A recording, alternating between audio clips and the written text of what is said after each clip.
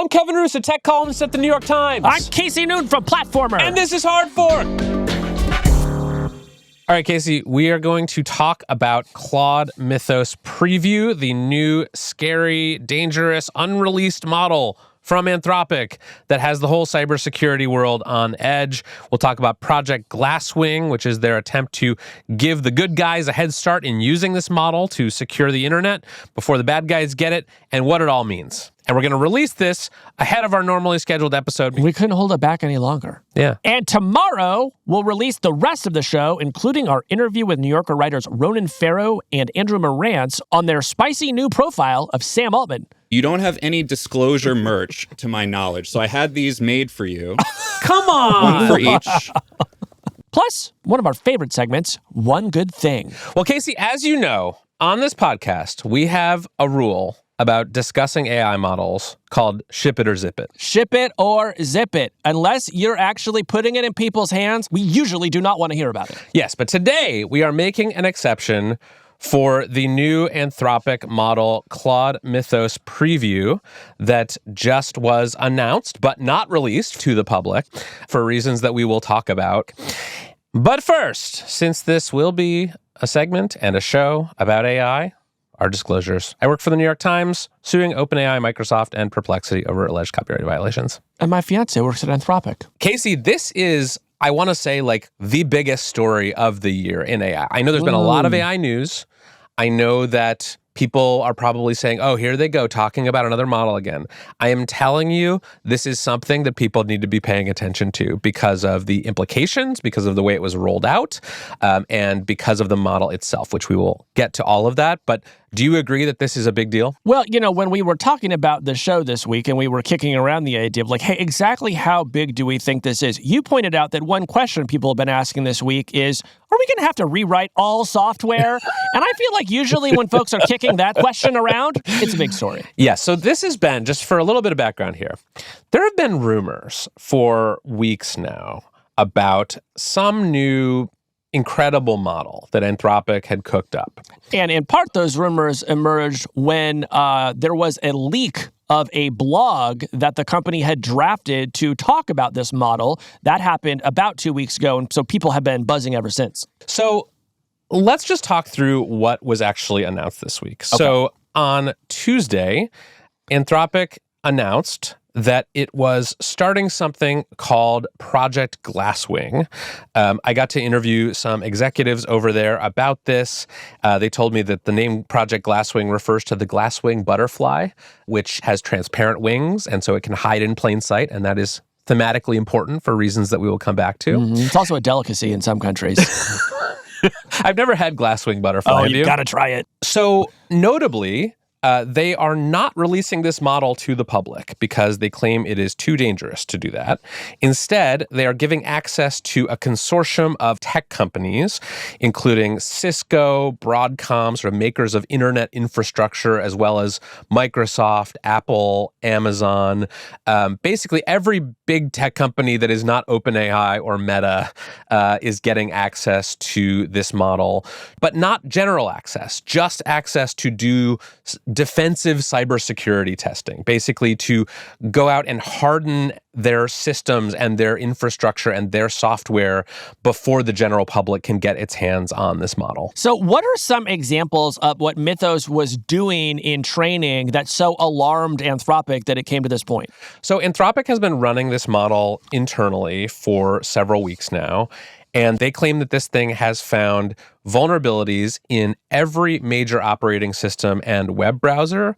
They gave some examples that have already been patched. One of them was that this model apparently found a 27-year-old security flaw in OpenBSD. OpenBSD is an open source operating system that runs on firewalls and routers. It is sort of like a critical security layer on the internet, and it was designed specifically to be hard to hack. Right. And this model, because of its advanced coding and reasoning capabilities, was able to find this bug that 27 years worth of professional security researchers had not been able to find. What else? Another example was that it found a bug in a piece of popular open source video software called FFmpeg that runs on a bunch of different services that had, according to Anthropic, been scanned for bugs 5 million times by automated security tools without finding this critical exploit. And that's why it's important to always look the 5 million and first time, because you might find something. Now, Casey, I think for people who are not cybersecurity experts, it might be worth sort of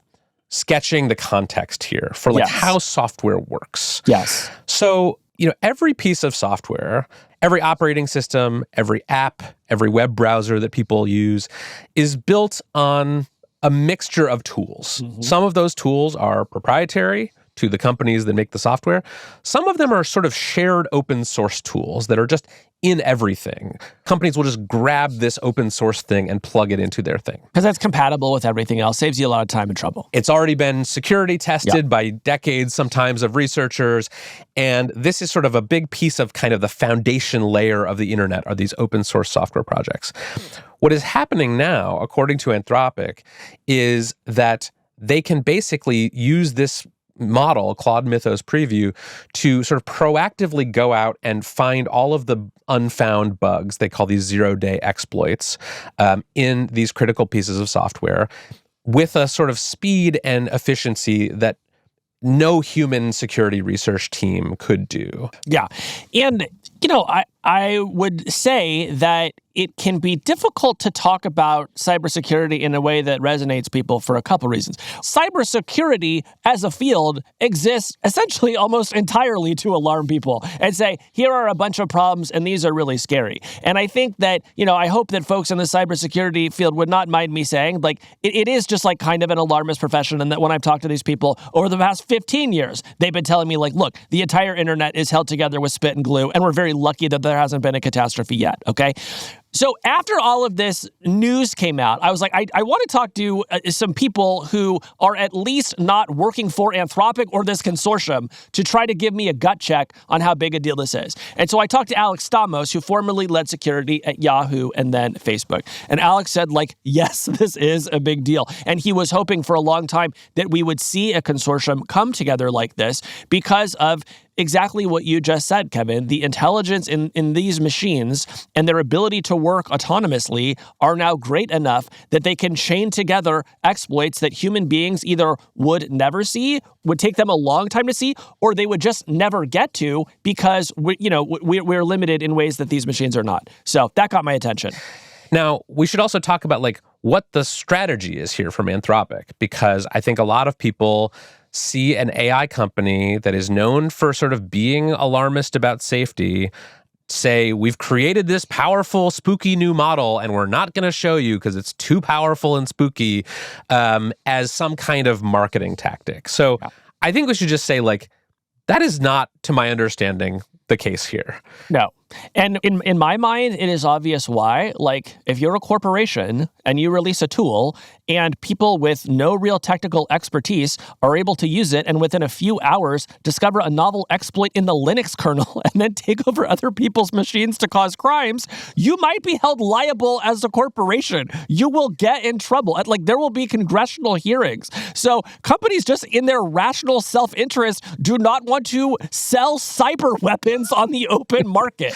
Yes, it's also if this was a marketing strategy, it is a horrible marketing strategy. The government already thinks you're a bunch of panicky doomers. Yeah. You have a new model that you claim is the most powerful model in the world. So instead of selling it, you give $100 million of Claude credits away to a consortium of companies that includes many of your competitors, which is what Anthropic is doing. That is not how I personally would market a spooky new model if I were in the business of marketing spooky new models. Yeah. Now, look, it may be that despite everything that we just said, there is still some marketing benefit to Anthropic from doing this, right? We know that they saw a huge increase in their revenue after they took that stand against the Pentagon. And that is in that stand, they said, said, like, we are determined to do things in a really safe way. It seemed like the business world really liked that. And so I could imagine there being a business benefit to Anthropic of coming out and saying, we have the most powerful model in the world and we're not releasing it. Like, yes, I'm sure that there are plenty of businesses that are salivating over the chance to get their hands on it.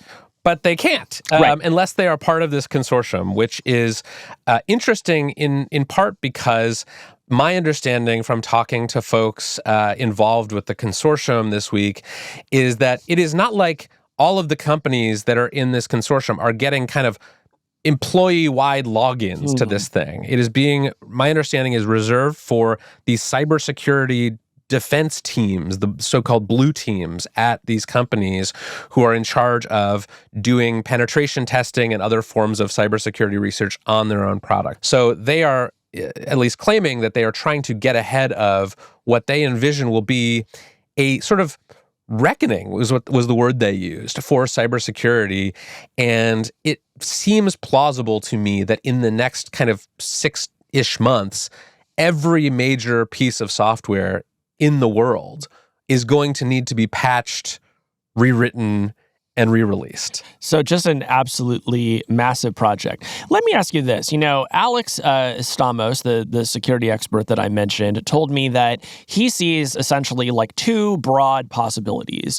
One is, and this is the good scenario, there are a finite number of critical bugs and vulnerabilities to be found, and that maybe if we all work really, really hard over the next 6 months or however long it turns out to be, we will be able to patch those vulnerabilities and our infrastructure will remain safe and stable. The other possibility is that this model is already good enough that it can just simply invent exploits that we never would have thought of. And so this will essentially just be a really, really big problem that potentially just keeps growing in scope because, maybe eventually you hit some sort of true super intelligent point. So I'm curious if you've talked to people about what they see the scenarios are and if you have any thought as to which of those two is more likely. So I think that is somewhat unlikely. I think it's possible that they will patch this sort of top 1% of critical software, right? The stuff that everyone knows is important. Your Linux, your very popular open source libraries, your routing equipment and networking equipment. Like, it seems plausible to me that a couple of companies with the right resources and the right models could find and fix the worst security vulnerabilities. But I also talked to people who were telling me that it's not as simple as that, because once you get outside that kind of top 1% of critical infrastructure, there's just a lot of machines that are running on old code, right? So it's theoretically possible that all of these fixes could be submitted to the people who maintain these software projects, but that there aren't enough humans to review all of the proposed bugs and fixes, so there just sort of is a human bottleneck there, or that there is just a lag in the time between when a piece of software is patched and when the person running the router at the medium-sized business in Tulsa decides to update the firmware or install the security patch. So I think there's going to be, people can expect a lot of apps that are asking them to update their software or reinstall their software over the next few months.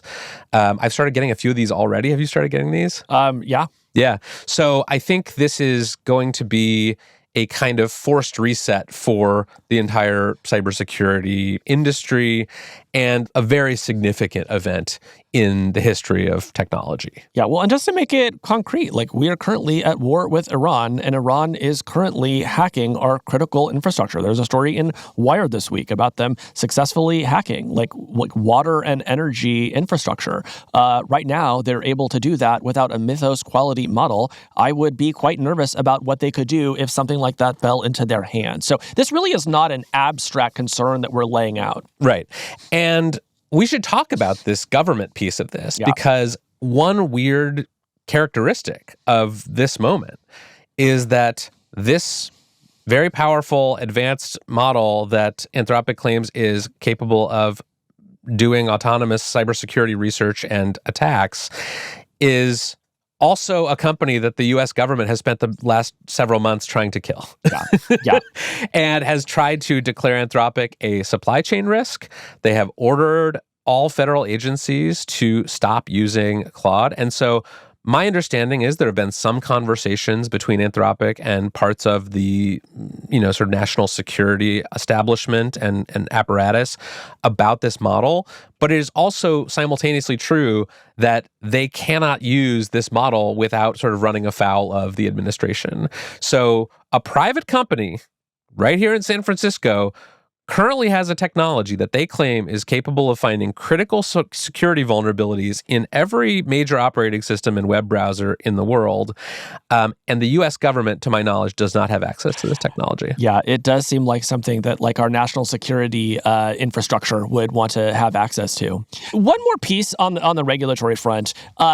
It is crazy to me that model development of this scale and seriousness remains essentially unregulated in this country, right? Here you have a private company saying, well, we have now created software that can create so many different kinds of novel exploits that all software might have to be rewritten, and they are not really under any kind of regulatory regime. And the regulatory regime that the previous administration tried to put into place was thrown out by the current one because it might harm American competitiveness. So I just want to say, that makes me really, really uncomfortable. I think that if you're making stuff this powerful, regulators ought to be paying attention.